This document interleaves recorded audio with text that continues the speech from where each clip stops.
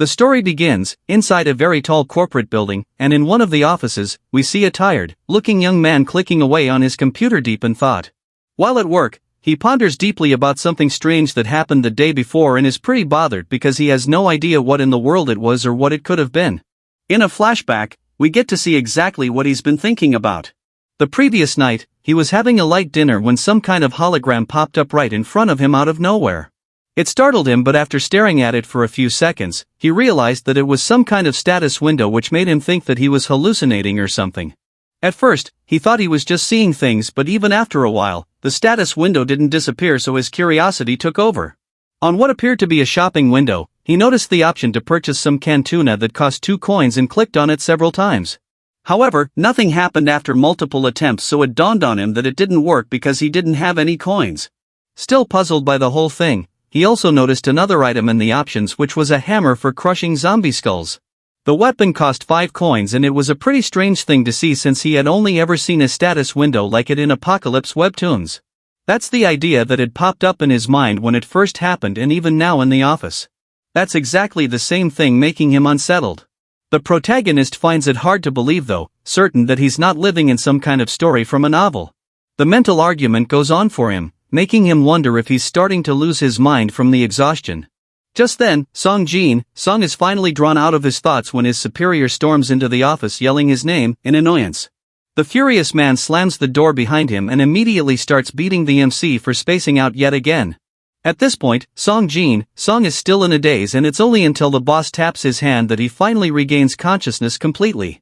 The man tells him to focus and immediately starts demanding answers for a job he passed to him the week before.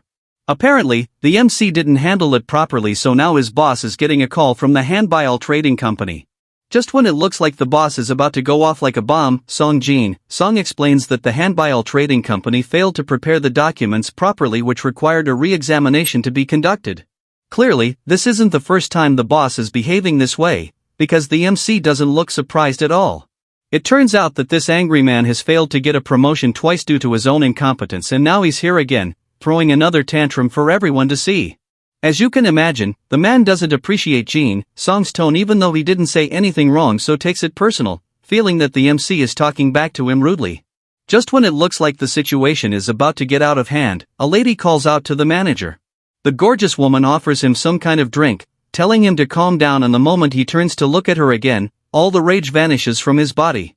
It's pretty obvious that he has a thing for this lady, Miss Sun-ah, so he immediately rushes over to her, assuring her that he's definitely gonna let Song off the hook for her sake. All of a sudden, the manager starts to get all touchy with her, probably misinterpreting her intentions. He asks her out to dinner after work, suggesting that some grilled intestines and soju would be a nice meal to end the day. But the lady wasn't even thinking in that direction at all. She's starting to get visibly uncomfortable, especially since he says it would be a shame for her to go straight home when she's dressed so nicely.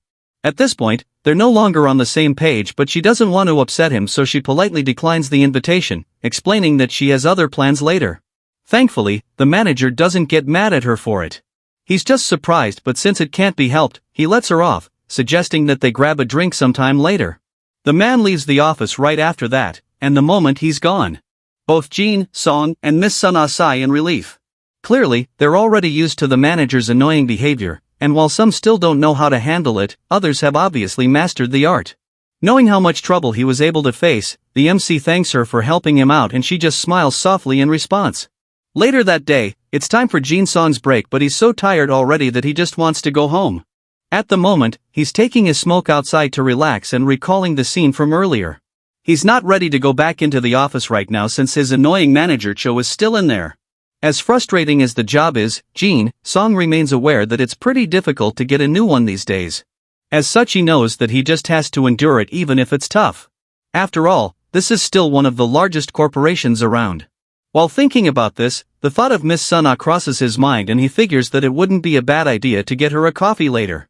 As if she read his mind, the lady in question suddenly pops up right beside him, acting surprised to see him there on the rooftop. Song, on the other hand, is actually surprised to see her, so he asks her what she came to do here since he knows that she doesn't even smoke. In response, she just sighs first before admitting that she came up there just to get away from the manager. Apparently, a client disappeared without paying their bill, and now Cho is taking out his frustration on everyone in the office, finding fault with every single person in there. Miss Sunna wasn't ready to be one of the scapegoats, so she snuck out before he could get to her desk. The MC is amused to hear this and simply commends her for making a good escape. At this point, the lady feels comfortable enough to start ranting about how the manager makes her feel. It turns out that he keeps asking to eat out with her when he's not even paying, but the most annoying part for her is how he subtly tries to touch her every chance he gets. Suddenly, she stops mid-rant and starts talking about how cold it is today, but Song can't relate because he actually thought that it was pretty cool for a summer day. However, she does agree with him because the temperature seems abnormal to her. So much so that she even has goosebumps right now despite wearing long sleeves. He's surprised when she suddenly rolls up her sleeves to show him, but then he just teases her for being really sensitive to the cold since he doesn't feel anything. The lady starts to get a little worked up when she sees that he doesn't believe her, so she takes out her phone to show him a video that would change his mind. Determined to prove her point, Sunna shoves her phone in his face and shows him a strange video of snow falling in Africa. As you already know, that's definitely not normal, so the MC isn't completely sure that it's real. He expresses his shock and the lady agrees with him because it is indeed strange. At this point Song believes that there's something seriously wrong going on, and while he's still saying this, Seona's phone starts buzzing from a new notification. They quickly check the phone and are surprised to see a cold wave advisory being announced. That doesn't make any sense because they're in the summer, and the MC begins to wonder if the meteorological agency got hacked or something. They're still trying to wrap their heads around the first message when a second emergency alert comes in. Apparently, the cold wave warning has been issued due to a rapid drop in temperature. So now, all civilians are being advised to prepare thoroughly for colds and other illnesses that could result from this sudden temperature drop. They both stare at the phone screen in bemusement, and because of how strange the whole thing is, they conclude that it has to be some kind of error. As far as Song is concerned, it doesn't even make sense to joke about having a cold wave warning in the middle of June. However, while he's still trying to make this point, a tiny snowflake suddenly falls on his hand, and even Seona starts to feel even colder in that moment. Puzzled by this, they both look up at the sky and are absolutely stunned to see that it's actually snowing already. It turns out that the cold wave is coming a lot faster than they could have imagined. It only takes a few hours for all the rooftops to be covered in snow. And even though it's been going on for a while now, the MC still can't wrap his head around the whole thing. He stands out on the balcony with a cup of hot coffee in hand as he struggles to make sense of the situation. It's literally snowing heavily in the summer, which makes no sense to him. It's almost as if the world has gone completely insane. Despite warning himself with a cigarette and some coffee, it's still absolutely freezing to him, and it's clearly colder than it was when Seona was there with him. Looking down at the heaps of snow on the roads, he can already tell that the traffic this night would be on another level, so he figures that it would be wise to pack up and head home right away. With this in mind, Song makes his way to the elevator, but after trying to open the door for a while, nothing happens. Of course, this leaves him puzzled and wondering if the elevator is broken or something. He's still trying to figure out what's wrong when a freezing gust of wind hits him in a flash. The cold seeps into his body instantly, so he starts shivering even more. Now, he's even more desperate to get home quickly to go warm himself, so rather than wasting any more time at the elevator, he makes his way down the stairs. With everything going on now, he still can't help but feel very bothered about that strange status window that popped up in front of him the day before. He clearly needs answers, but right now, the most important thing is finding a way to deal with this strange cold weather. By the time he reaches the bottom floor, he notices that the elevator doors are closing, which means that someone just used it. Now, he's sure that it wasn't broken, but upon getting closer, he hears the machine opening and closing the doors rapidly, which makes him feel that someone might be holding the elevator door. That's what he thought at first, but it still doesn't make much sense because it's way too quiet. If someone was holding the door, then there would at least be some kind of noise around. At this point, the most logical explanation is an elevator malfunction, but our MC is about to witness some even more strange stuff. In the blink of an eye, all the lights go out and Song is suddenly surrounded by pitch black darkness. Seeing that there's just been a blackout, our MC begins to get pretty nervous and a lot more desperate to get the hell out of the building. He knows that this is not a good situation, so he decides to forget about packing up. He makes up his mind to just leave, but then all of a sudden, he's startled by an ominous sound of metal scraping in the distance. Song can barely see anything, and now there's a strange sound coming from the darkness, so he's really creeped out. His pupils dilate as he carefully makes his way to the dark office to get his stuff, and that's when he gets even more freaked out. The place is completely deserted, almost like everyone left already, which is pretty strange. He could have sworn that a few people were still in there when he went up to the roof, so the current situation makes him even more nervous.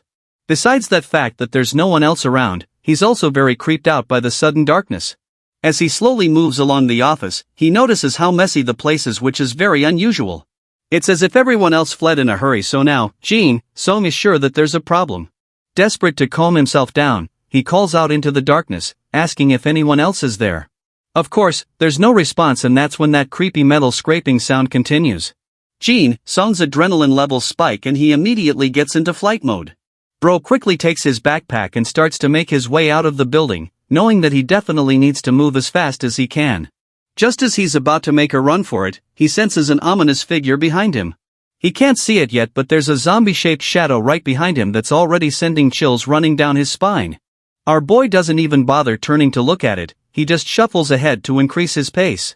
He can clearly sense that there's something terrible lurking in the meeting room ahead, and he's not too keen on seeing it for himself, so he continues on his quest to escape, but then all of a sudden, he steps on something. Song looks down to see the ID card he just stepped on, and it's covered in blood. He picks it up and sees that it belongs to one of his colleagues, Kim Hyun-suk. Of course, he's very puzzled as to why it's covered in blood and whose blood it even is. Seeing the trail of blood leaves the MC frozen in shock, wondering what on earth happened in the place. Curious for answers, he decides to quietly follow the trail till he gets to the window of the meeting room. There, he peeks through the blinds and is absolutely mortified when he sees one of his colleagues feasting on the other. They're both covered in blood, which overwhelms Song a bit. The guy is too shaken to even move, and in that split second, the zombie senses his presence and makes eye contact with him. The moment they lock eyes, our boy finally snaps out of his trance, but it's too late because now, the blood-thirsty creature is completely focused on him. The zombie stands up, and in the blink of an eye, our boy finds himself standing face to face with the monster. He's extremely terrified now, but the shock keeps his feet tethered to the ground for a while. Thankfully, this quickly changes when the zombie attacks him. As soon as the creature charges at him, Song turns on the jets and starts running for his life. At first, he didn't know exactly what was going on, but now that he's trying to escape death, it becomes pretty clear to him that this might actually be a real zombie. Bro realizes that he's not winning this race, so just as he enters the office, his eyes lock in one of the chairs. At this point, he decides to fight back by grabbing the office chair.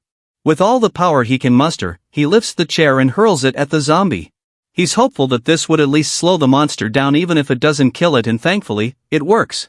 With the zombie now a little occupied with the pain, the MC slams the door before the zombie can get to him, and this seems to have bought him some time because the blood-thirsty monster bangs on the door for a few seconds before stopping.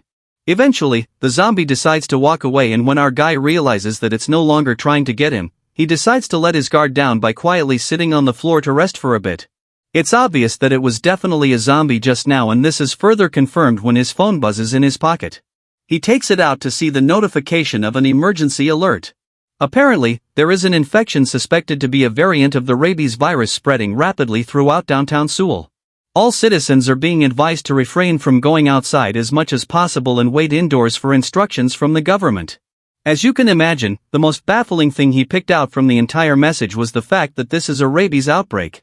He just holds his head in confusion and annoyance as he reads the message, because it sounds like a load of shit as far as he's concerned. I mean, you can't blame him for feeling this way. After what he just faced, he's definitely sure that this doesn't have anything to do with rabies. He's certain that it was definitely a zombie, and the fact that people think otherwise makes him wonder what on earth is really going on. Determined to find answers, he goes through the comments section and reads similar encounters from other people. One guy just saw an old man ramming his head into the wall, and another even got bit a while ago. Sadly, some clueless people on the chat seem to have been bit already, but they don't even know what's about to go down. Seeing all of these messages, Song realizes that the chaos is everywhere, so he begins to wonder if all of this has something to do with that status window from yesterday. With this in mind, he tries to search for answers, but he doesn't find any information related to floating status windows. Clearly, that's a dead end, so he ponders on it, thinking of what to do next, but then all of a sudden, his phone screen gets scrambled. At first, he's confused, but then the whole page goes blank, confirming that the connection has been lost. Once again, he starts to panic because he has no idea what he's supposed to do now that there's no signal. Song is overwhelmed and tired of the whole situation, and to make matters worse, the chilling weather is still an issue. The MC is feeling extremely cold, and he's afraid that he's going to freeze to death before the zombies find him if things continue at this rate. At first, he curled up on the floor for a while, hoping it would help warm him up, but that didn't work, so now, he needs a new plan to ensure that he doesn't turn into an ice cube or worse. Right now, his priority is to hold out somehow until a rescue team arrives or something. His phone's battery is at 83%, so he's confident that it could last him 2 days at least if he conserves it well enough. With this in mind, he turns on his flashlight and musters enough courage to climb back up the stairs. Once he's on the upper floor, he scans the area with his torch, but he doesn't see anyone. There's no sign of life around, so he figures that this is a good place to lay low for some time. Our boy already knows that he's going to be stuck in this place for the next couple hours or even days, and if that's the case, then he's going to need something to eat. He desperately wishes there were snacks somewhere in the office or even some clothes he could use to warm himself up, and just like that, the search begins. He rummages through all the drawers he can access, and he's lucky enough to find a long-sleeve shirt tucked away in one of them. Now that he's gotten some better clothes, the next thing on his agenda is food, so the search continues, and after a while, he is delighted to discover a bag with food, water, and even a blanket in it. It's almost like it was placed there for him, and even though he doesn't know who the owner is, he's deeply grateful to them. Now that he's sorted those two problems out, he goes to the next thing on the list, which is a means of protection. He needs something to use as a weapon in case the zombies come for him, so starts looking and is once again lucky enough to find a golf bag with several clubs in it. Jin Song grins widely when he finds it in the closet because he never imagined that his annoying managing director would ever be of help to him. Our boy retrieves all the stuff he found and wraps himself in the blanket. Of course, he's relieved to have gotten them now, but he's not sure if it's going to be enough to help him survive the next 3 days. It's clear that the real problem is whether the rescue team can even arrive by then. He looks out the window as the snowstorm rages on and begins to worry again. The roads are completely overrun by hordes of zombies, and this blizzard is so bad that it won't be easy for a helicopter to come for a rescue. Right now, Jin Song is afraid that a week might even pass without anyone coming to save him. To make matters worse for him, it's getting even colder despite covering himself up with the blanket. He's shivering seriously, and it's only a matter of time before he chips his teeth with the way they're smashing against each other.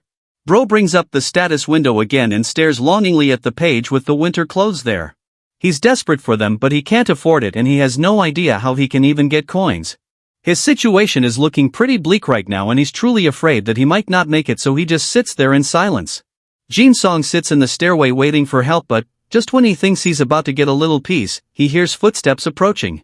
Without any hesitation, he shoots up from the floor and grabs one of the golf clubs, determined to protect himself no matter what. He braces himself for what's to come, and all of a sudden, the footsteps become a lot louder and faster, as if the zombie is charging at him. The door bursts open in a flash and our boy takes a mighty swing, but just when he's about to land the hit, he realizes that it wasn't actually a zombie, it's his colleague. The guy introduces himself as Kim Ju, manager choice replacement from the sales department, and the MC immediately recognizes him. He's heard about how annoying the guy is, but right now is not the time you get into that. The two get back to hiding, and Kim tells Jin Song where he's been. The guy was in the break room when he suddenly heard loud banging on the door from outside, so he quickly locked the door from the inside early enough. Hearing this, Jin Song is curious as to how he got out and made it to this point without being taken down by the zombies. In response, the guy admits that he just burst through the door and ran through all the zombies in his path till he got to the emergency exit.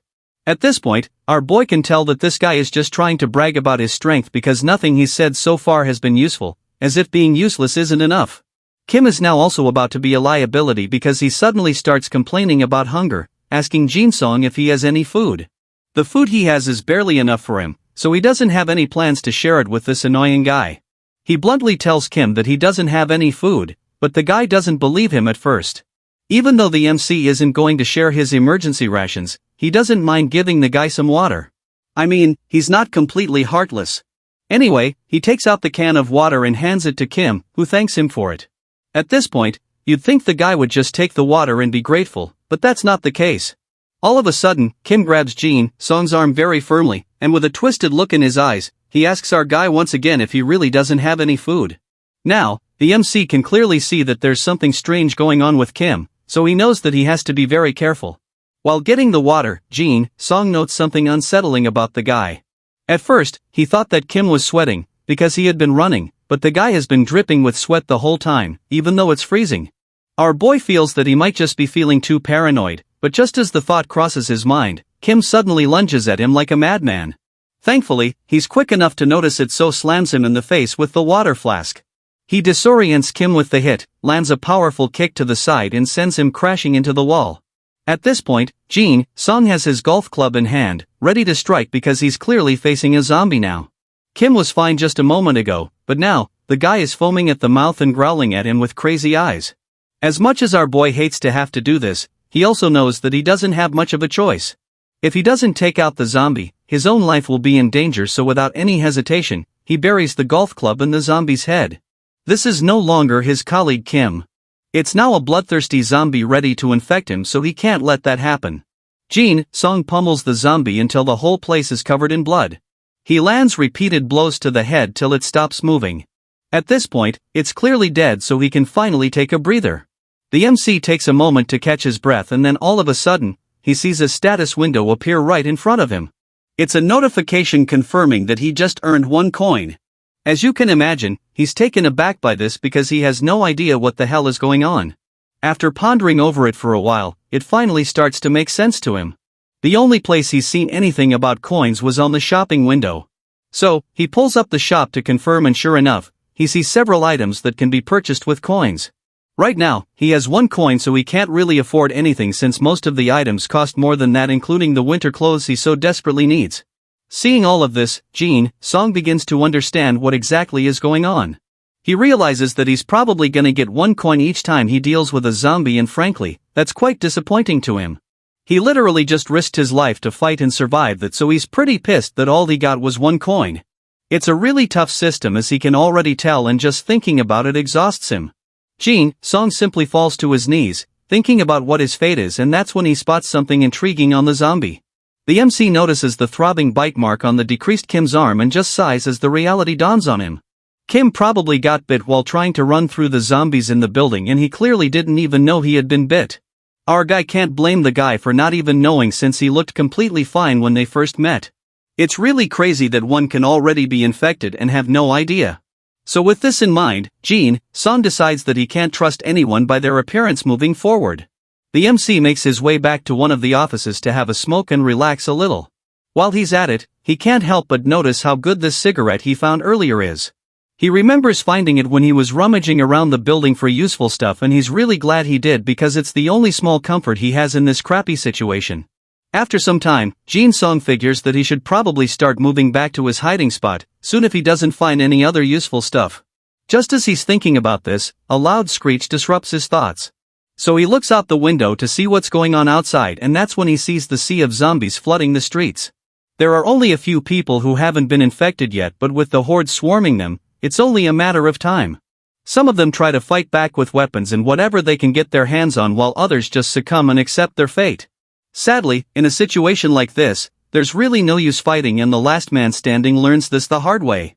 The zombies devour him in a flash, and all that's left of him is a bloody corpse. While that's before his transformation begins, our guy watches the horrific scenes down there from the building, and he's truly shaken by it. It's so disturbing to him, but more importantly, it makes him understand just how screwed he is.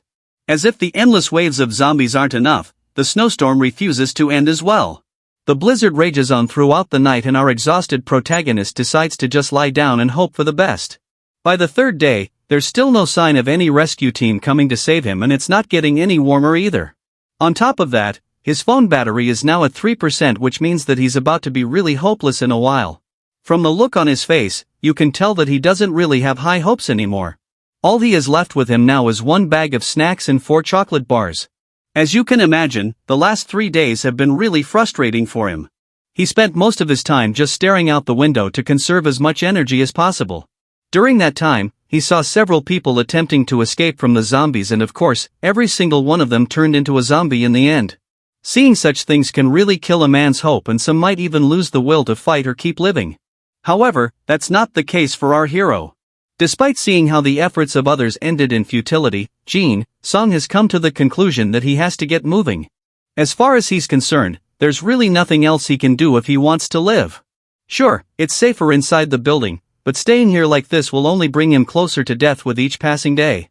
He decides that he can't keep hiding in one spot staring out the window till death comes for him, so first, he intends to find some trustworthy survivors within the building. Song still believes that there are others like him and that his best shot is finding them. So, with the little energy left in him, he clears out the barricade in front of the office door, prepared to finally walk out. The MC is definitely afraid, but he knows that this is what he has to do. He must find the others and combine forces with them to get out of this building. For now, his main objective is the 6th floor. This is where he wants to begin his search, and to do that, he needs to check if the entrance is blocked like Kim Joo-man said it was. For the first time in days, Jin Song opens the door to walk out, and the moment he does it, something shocking happens. All of a sudden, the power is restored and all the light bulbs come back on. As soon as he sees this, he doesn't even waste a second before running back into the office window to check if it's still snowing. Sadly, when he gets there, he's disappointed to see that the blizzard is still very much there. He looks out and sees that all the other buildings don't have any power. It's still very dark outside, but the lights in the building are on, so this can only mean one thing. Jin Song got his hopes for a second there, but the lights inside are still on, which means that someone must have turned on the emergency generator. The last time he checked, zombies aren't exactly cut out for stuff like that, so he is convinced that there's another survivor in the building. This is exactly what he's been praying for, and now he has a chance to join forces with someone else, so he dashes out of the room to begin his search. The MC takes all the stuff he needs with him and makes his way to the stairs once again. He knows that he needs to be quick about this little mission because the lights could go out at any moment and he wouldn't want to be in the zombies' territory when that happens. With this in mind, he resolves to find the others before the lights go out and makes his way down the stairs. Jin Song believes that the survivor is likely located in either the management office or the security office, since those guys are the ones with access to the generators. The thing is, both of those offices are on the 1st floor, so he'd have to go down a couple stairs, but it's a relief for him. On the way down, he notices that something is going on with his shoes. As much as it's keeping his feet warm, he knows that he can't risk attracting the zombies with the noise, so he takes off his shoes and continues the journey in socks. Our guy is determined to make it out alive, and he no longer cares what it's going to take in order to achieve this. Soon, he arrives on the 6th floor. Right now, he's pressed for time and needs to find the other survivor before the backup generator fails, but he also needs to check if the emergency exit is truly blocked. So, Jin Song takes a quick stop on the 6th floor to check for it. Our boy stealthily moves around there and eventually gets to the exit, and just like Kim said, it's blocked indeed. Now that he's done with that, he needs to get back to finding the other survivors in the building. That's the most urgent thing right now, so the emergency exit can wait for now since he's confirmed that it's blocked. Not long after that little detour, the MC finally reaches the 1st floor, and upon getting there, he notices that everything still seems normal. It doesn't look like the zombies from outside have been able to break in yet, and that's a good sign. However, considering the usual foot traffic in the lobby, there's a high chance that zombies are roaming about. He listens carefully but doesn't hear any noise, so he attempts to open the door and is relieved to see that it's not locked. Jin Song opens the door slightly to take a peek, and sure enough, he finds numerous signs to confirm the zombies' presence.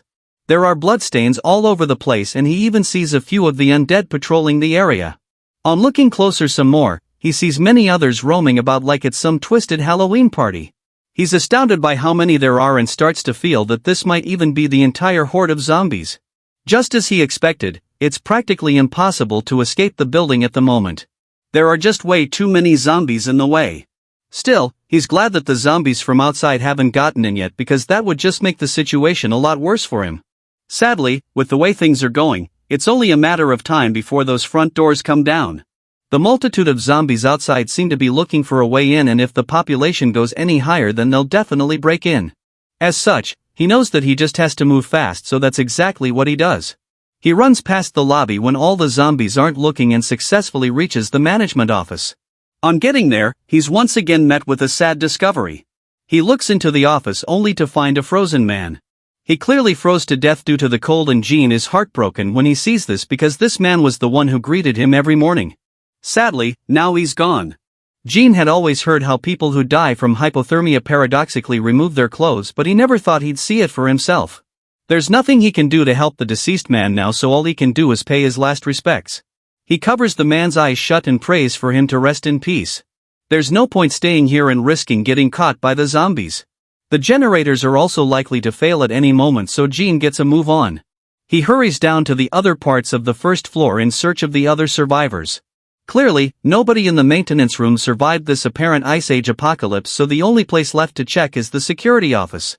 The MC arrives in front of the door and just stands there, desperately hoping that he finds a living person in there. As much as he wants to meet with the other survivors, he's also afraid of how they might react to his sudden appearance. Jean fears that they might have set up traps to prepare for intruders, just like how he would set up a barricade if he was in their position. With this in mind, the MC figures that the only way to avoid getting attacked is to let them know that he's not a zombie or a hostile beforehand.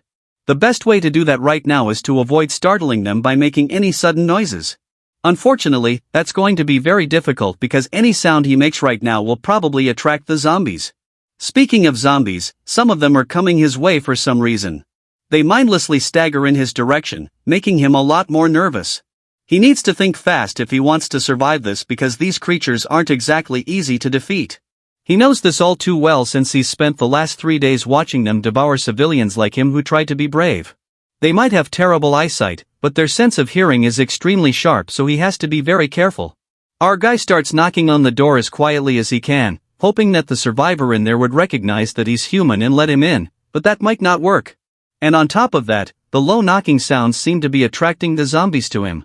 Jean starts sweating a lot and eventually decides to take the risk. He can't wait for those inside to open the door anymore, because he's literally a sitting duck out here. Now, he's made his presence known, so he musters all the courage he can to open the door, hoping that he doesn't get attacked by those inside. So, he slowly reaches for the door and opens it as quietly as he can, but he's suddenly met with a big shock when he does this. Jin Song sighs nervously after knocking a few times on the door. Right now, he's not sure what to expect, but he's hoping that everything will be fine if he just opens the door carefully.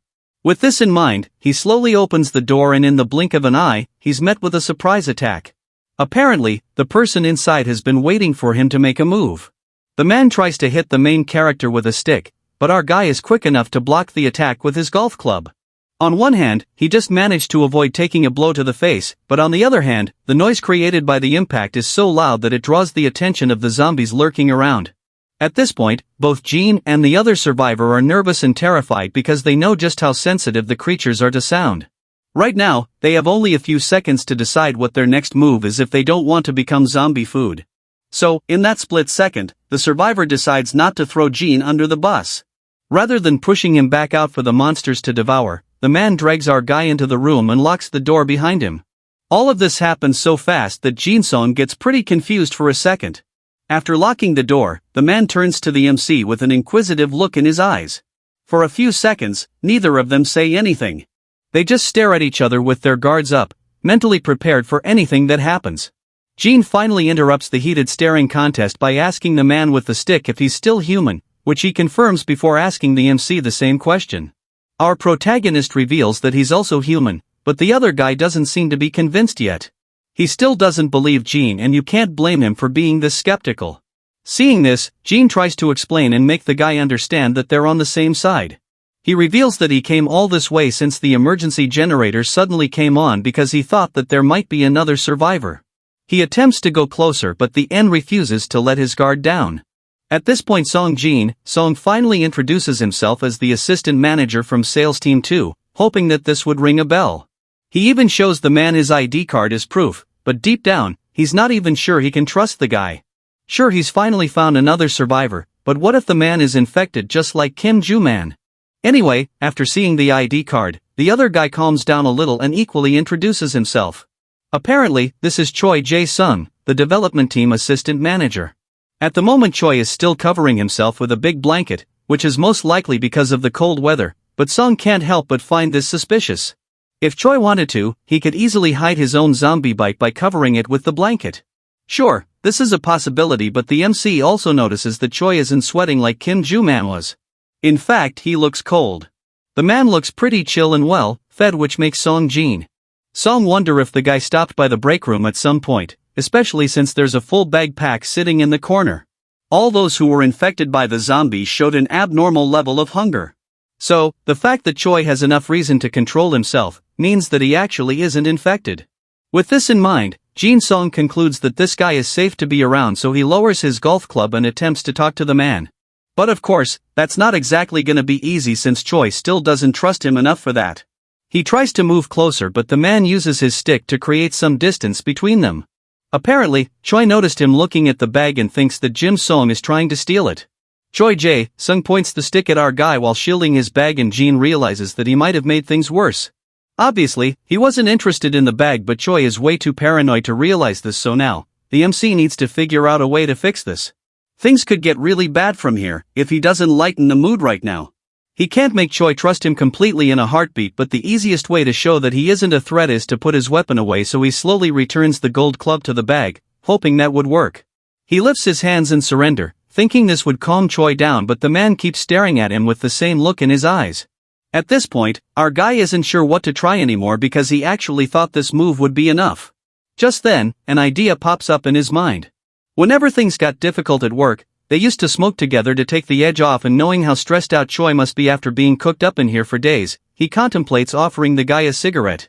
With this in mind, he slowly reaches into his pocket to get it out, and of course, Choi finds this very suspicious.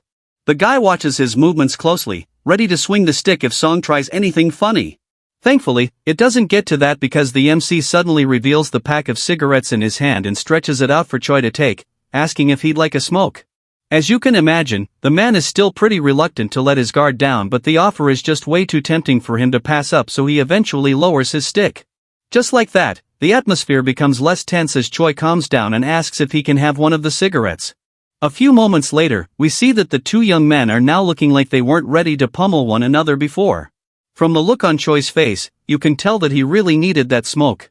He moans in delight, admitting that he finally feels alive again, while Song just laughs in response, because he knows the feeling. Song admits that he knows exactly how Choi feels and claims that this is one of the few comforts they have in this crazy situation they've found themselves. He makes this confession, but Choi doesn't say anything, which leads to an awkward silence for a few seconds.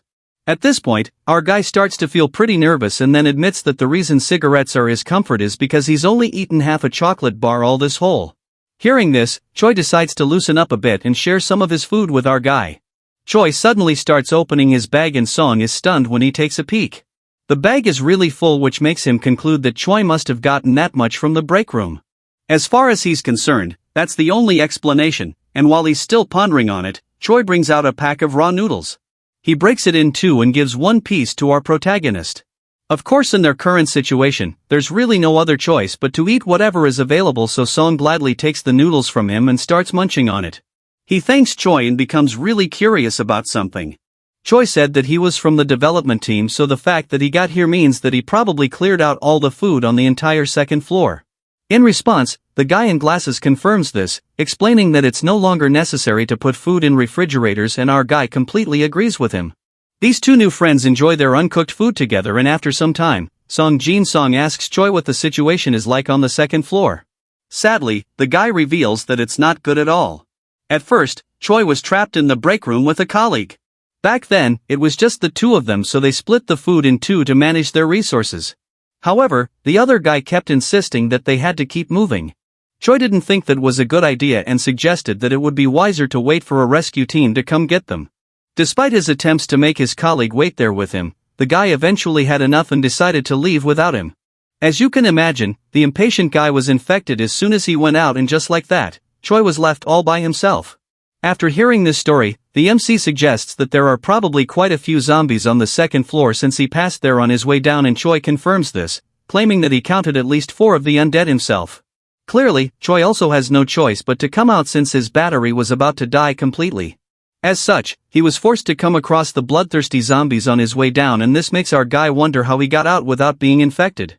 In response, Choi reveals that he drew their attention by throwing something in the opposite direction. So, whenever they were distracted, he simply took the opportunity to crawl out of their reach. Song is quite impressed with the story, admitting how amazing it is that he escaped safely from 4 zombies. Choi just laughs nervously as he thanks our guy for the compliment. Judging by everything he just heard, Song is convinced that Choi was the one who turned on the emergency generator, so he asks just to be sure, and the assistant manager confirms his guess.